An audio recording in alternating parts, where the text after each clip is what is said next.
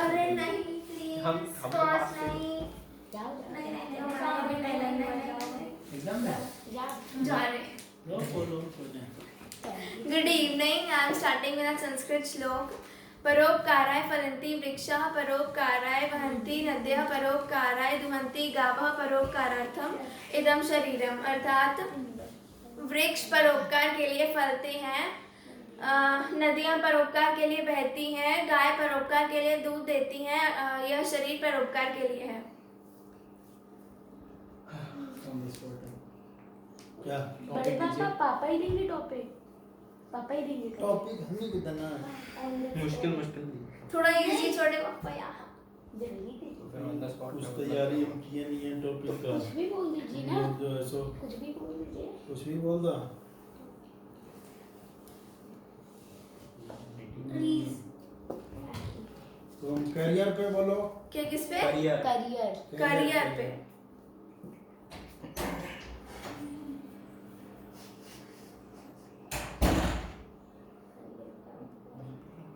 अच्छा करियर होता है तुम किधर जाना चाहते हो, क्या करना चाहते हो अपने। अपने करियर के बारे में बताओ। अपने करियर के बारे में बता दो। अपने करियर के बारे में बताएं। हाँ तुम्हारा जो है करियर है उसके अपने बारे में करियर बताओ। और कंपैरिजन कर दो बेस्ट। क्या इम्पोर्टेंस रहता है उसका। हमको डॉक्टर बनना है, हम्म,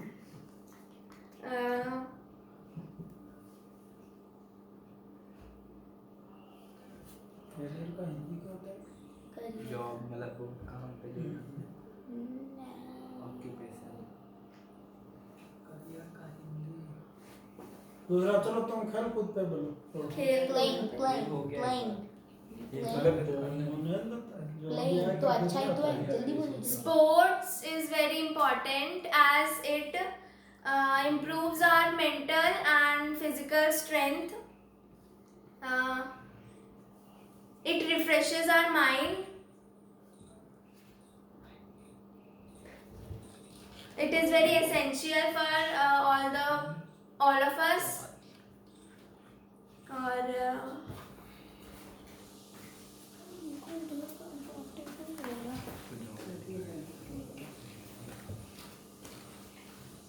हिंदी बोलो ना, अंग्रेजी को जरूरी। 10 लाइन तो बोलो। बोल दी। हो गया। नहीं क्या कर रहे हो तुम। हम बता रहे हैं। हाँ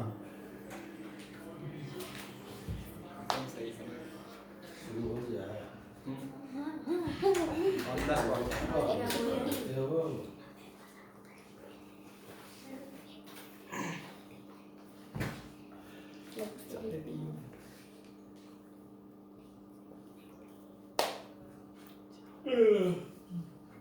क्या ना, चलो थैंक यू। Thank you.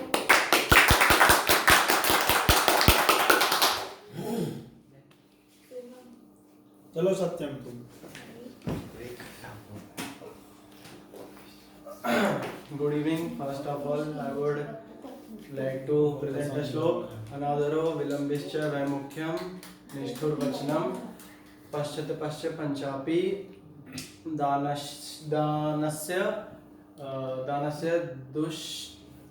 दानस्य दुष्णानि च। इसका अर्थ है कि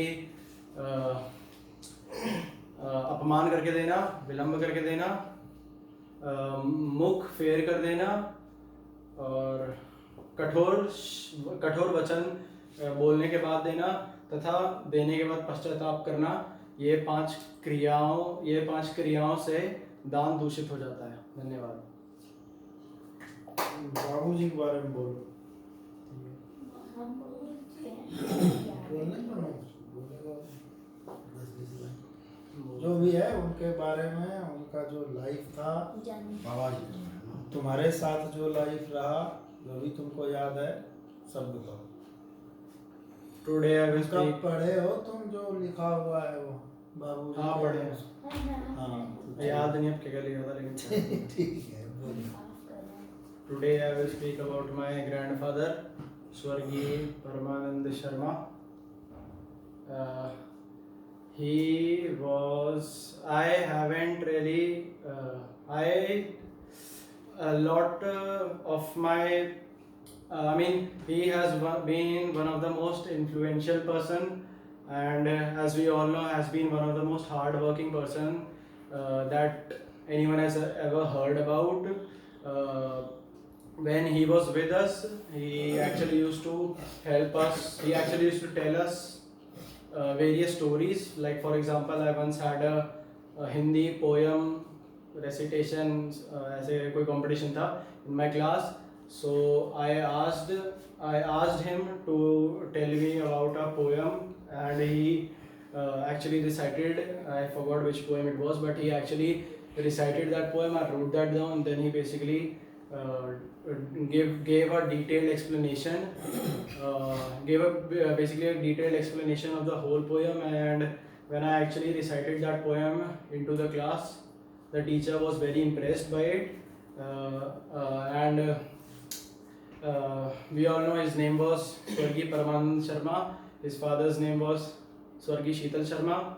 His mother's name was Swargi Menka Devi. He was born in Kahwa, and एक फैक्ट है उसके बारे में हम श्योर नहीं है, वो है कि at the age of 7 he lost his father, which is obviously a very terrible thing to occur, and it's surprising and actually fascinating how he has managed to basically build himself even after losing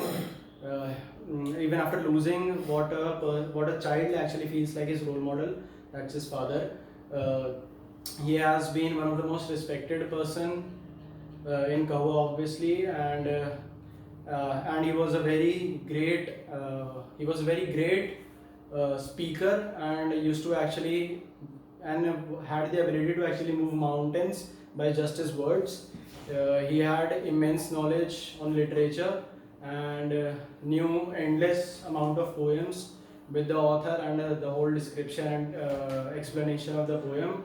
And it's actually sad to imagine that he is not with us anymore. We will definitely remember him for the forthcoming years. Thank you.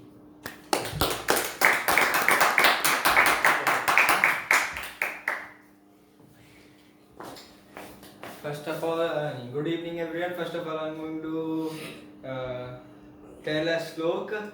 रूप्यावन संपन्ना विशाल कुल संभवा विद्याहीना न शोभन्ते निर्गंधा किंचुका, अर्थात रूप व यौवन से संपन्न हुआ वाला व्यक्ति और इस युग में उत्पन्न हुआ वाला व्यक्ति बिना विद्या के शोभा नहीं देता, जिस प्रकार कोई पुष्प बिना गंध के शोभा नहीं देता।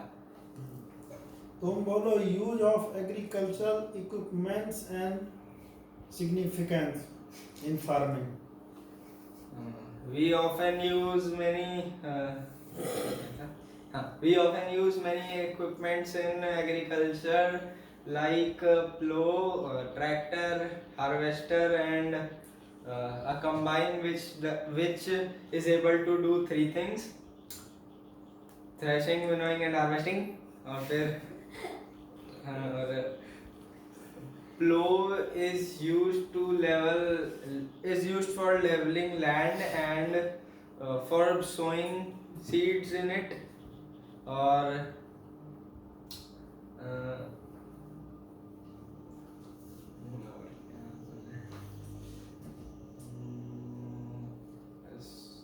we need some equipments like fertilizers and others to give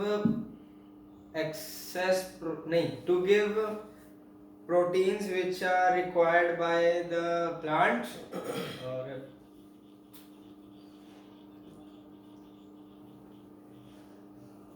फिर when we grow the plants, then we need to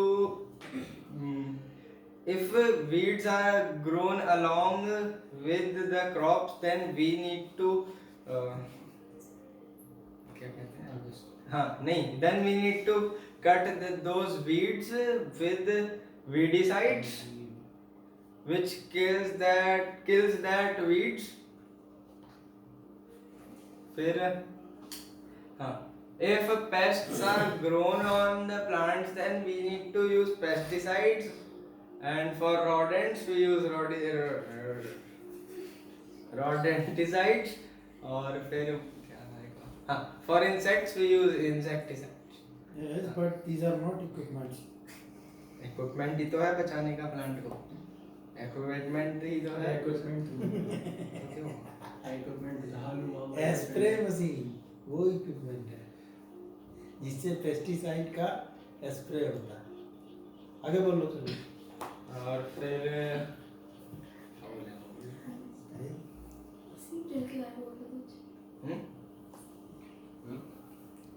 पानी पटाने के लिए भी जरूरत होता है कुछ। पानी पटाने के लिए ट्यूबवेल होता है। ट्यूबवेल से पानी पहुंचता है और बस हो गया। Thank you.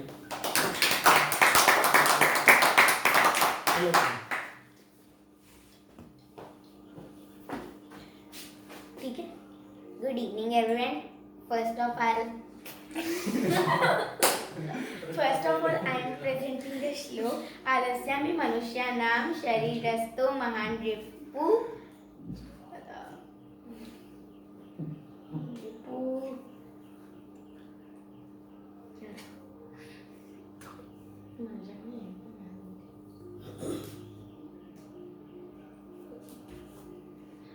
बंधुव कृत्वा यम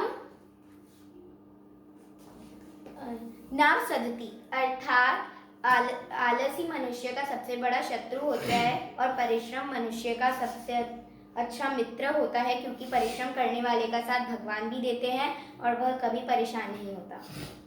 धन्यवाद। ननिहाल और नानी जी पे बोलो। ठीक है, हिंदी में बोल रहे हैं। बोलो बोलो। मेरा नानी घर विश्वासपुर बांका में है। उसके बाद में नानी जी का नाम आशा शर्मा है। और फिर मेरे नानी घर में 1 2 3 4 6 सदस्य हैं। मेरे नाना जी, मेरे 2 मामा जी और 2 मामी जी और एक पढ़ना। हाँ उसको क्या को नहीं पता क्या है। उसके बाद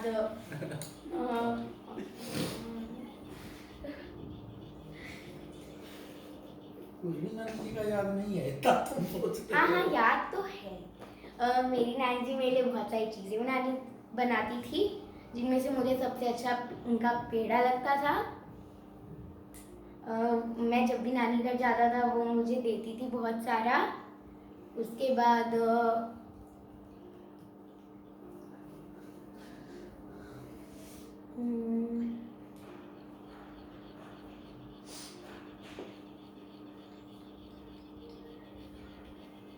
वह बहुत बार नोएडा भी आई हैं।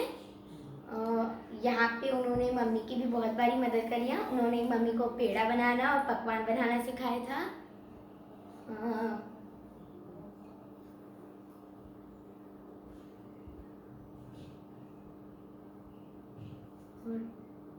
मैं नानी जी से बहुत प्यार करता हूँ। Thank you.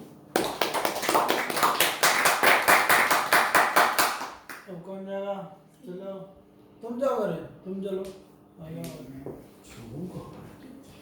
पीछे रहता है, आगे हो सोहम थोड़ा। आज वो हमको दिखिए। आगे हो सोहम, आगे हो आगे। सही है। हाँ, फोटो आ गए। ना फोटो नहीं। हाँ ठीक है, ठीक है। यहाँ उपस्थित प्रत्येक गण को सुसंध्या।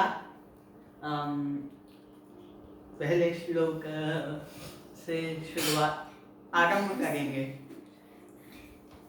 अष्टादश पुराणेषु व्यासस्य वचनं द्वयं परोपकारं पुण्याय पापाय प्रतिदन्नम्। ठीक है, तो अर्थात 18 पुराण में व्यास जी के 2 ही वचन हैं। पहला परोपकार ही पुण्य है, दूसरा दूसरों को दुख देना पाप है। तुम बोलो ऑनलाइन स्टडी और फिजिकल स्टडी, ऑनलाइन बारे में दोनों को मिला के बोलो। कंपैरिजन हो। ठीक है। Online study can be considered as virtual reality.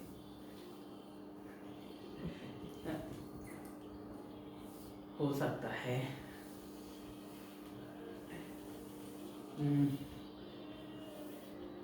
गलत तो नहीं बोलती।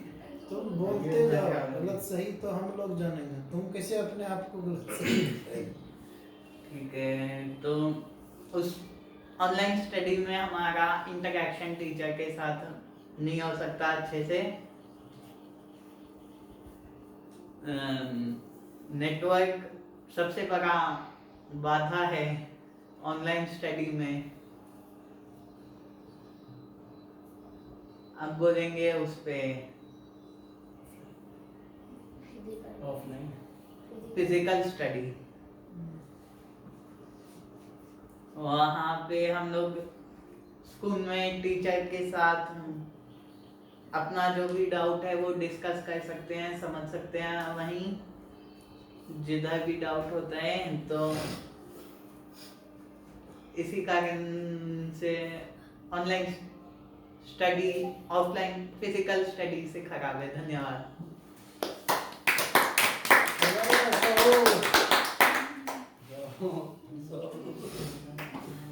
आया, तुम भी श्लोक बोलोगे? बोलो पहले श्लोक।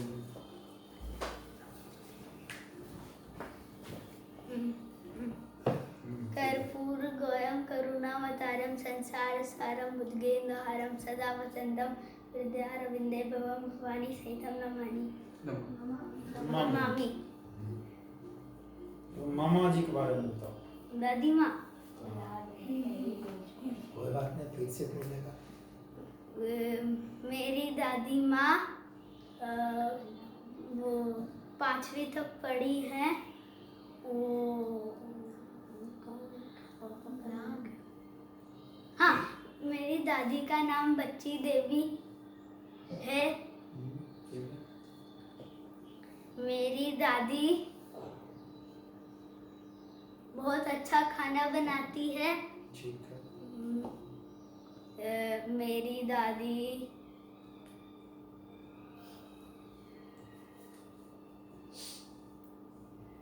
मुझसे बहुत प्यार करती है। धन्यवाद। अंकी, अंकी चलो अंकी। इतना सब भैया ना भैया।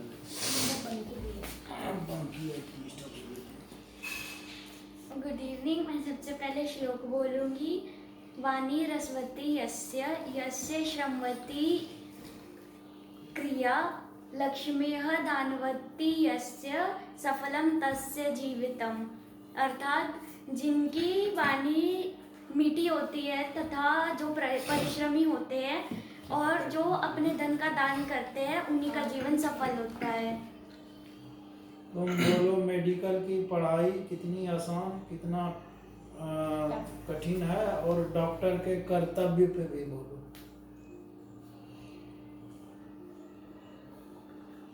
मेरे हिसाब से मेडिकल का पढ़ाई तो मुश्किल है। बोलो तो पूरा। क्या मुश्किल है? पूरा 10 लाइन तो बोलो कम से कम। इसमें जो भी पढ़ाते हैं उसमें तो एक तो पहले पूरा कोर्स पढ़ना पड़ता है, उसको याद रखना बहुत मुश्किल हो जाता है। सेकेंड ईयर में फार्मा पढ़ाते हैं, उसमें दवाई का नाम बहुत सारा होता है जिसको याद करना बहुत मुश्किल होता है। फिर बहुत सारे प्रैक्टिस कराते हैं जो इतनी जल्दी से होते नहीं है, जिसमें से हम लोग को सबसे पहले बीपी लेना सिखाया था, वो भी गलत आता है। और इसमें ज़्यादा मेहनत करना पड़ेगा।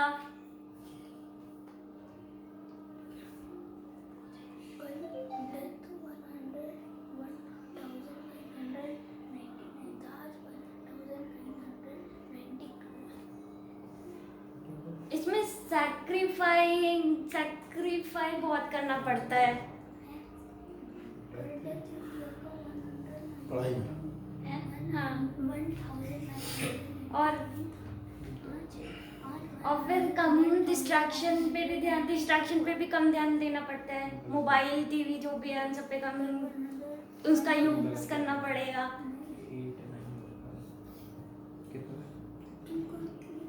फिर जो वो काम करते हैं इंटर्नशिप में ज़्यादातर जूनियर डॉक्टर्स को ही लगाते हैं, मतलब जो 4th ईयर पास करके जाते हैं उन्हीं को ज़्यादातर काम पे लगाते हैं। सीनियर डॉक्टर्स ऐसे ही हैं, मौज करेंगे तब तो जूनियर डॉक्टर्स काम करते हैं। डॉक्टर के कर्तव्य पे बोलो। सबसे पहले तो हार्ड वर्किंग होते हैं। नहीं, ड्यूटी, उसकी जो ड्यूटी है, कर्तव्य है, जो उसको करना चाहिए, उस पे बोलो। एक डॉक्टर कैसा होना चाहिए, उसका व्यवहार कैसा होना चाहिए, पेशेंट के साथ ट्रीटमेंट का तरीका या डेडिकेशन है, उस सब पे बोलो। सबसे पहले तो पोलाइट होना चाहिए। फिर दूसरा कि डॉक्टर को सेटिस्फैक्शन भी होना चाहिए।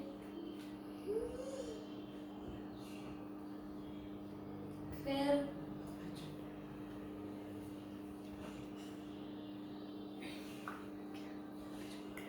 काम करने के लिए हमेशा तत्पर रहना चाहिए।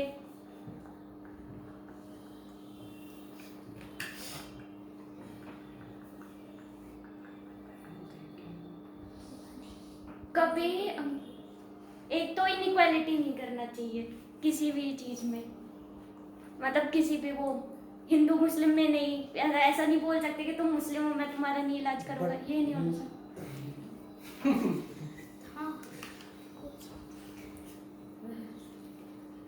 लॉ को ओबे करने वाला होना चाहिए।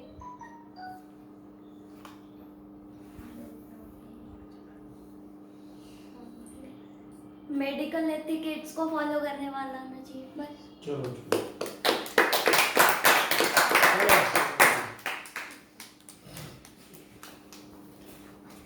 Good evening. पहले श्लोक से शुरू करेंगे।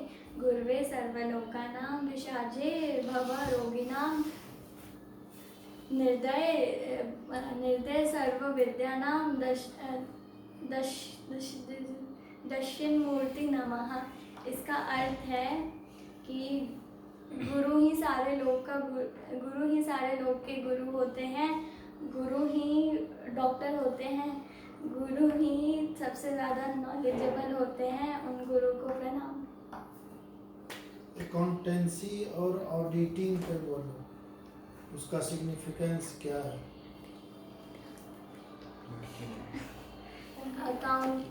अकाउंटेंसी हेल्प करता है कि हमारे पैसे कहाँ जा रहे हैं, कैसे खर्च हो रहे हैं, जैसे जर्नल्स मेंटेन करके और फिर बुक्स मेंटेन करके, और वो रिकॉर्ड रखता है कि एक साल में कितना खर्चा हुआ है, मतलब कितने लाइबिलिटीज़ है और कितने एसेट्स हमारे पास हैं, वो रिकॉर्ड करता है अकाउंटेंसी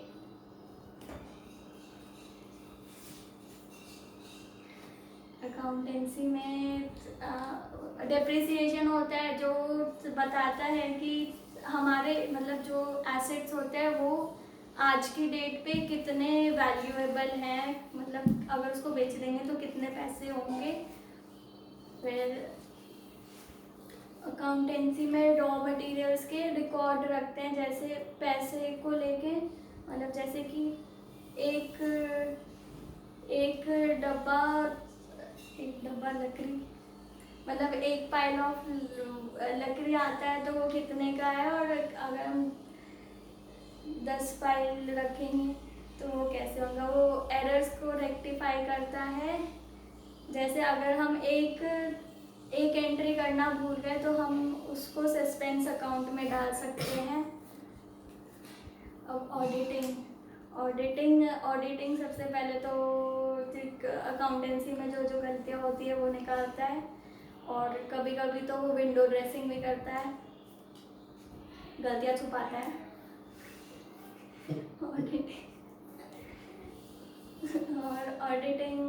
ऑडिटिंग ऑडिटर्स करते हैं, जैसे